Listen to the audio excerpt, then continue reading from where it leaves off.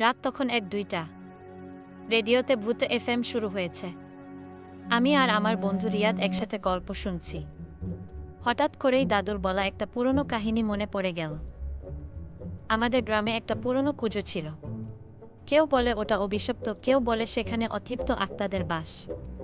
ছোটবেলায় আমরা কখনোই ওই কুজোর কাছে যাইনি, বড়রা বারবার নিষেধ করতেন। একদিন হঠাৎ করেই আমাদের গ্রামের রতন কাকা ওই কুয়োর কাছে গিয়ে নিখোঁজ হয়ে যান। তারপর একদিন গ্রামের দুই বন্ধু সোহেল আর মিরাজ সাহস করে রাতে ওই কুজোর কাছে যায়। তারা শুনেছিল রাত ১২টার সময় কুজো থেকে ফিসফিস করে কেউ ডাকতে থাকে।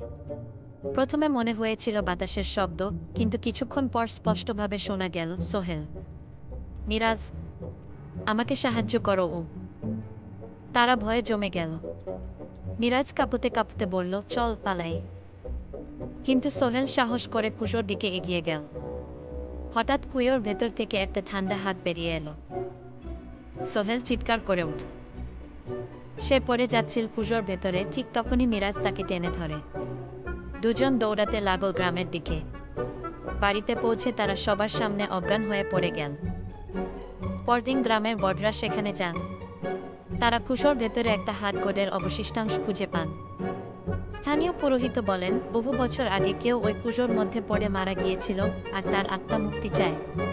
তারপর গ্রামের সবাই মিলে সেখানে পূজা অর্চনা করে কুয়োটা বন্ধ করে দেয়। আজও রাতে কেউ যদি ওই জায়গার কাছ দিয়ে যায় বলে তারা ফিসফিস শব্দ শুনতে পায়।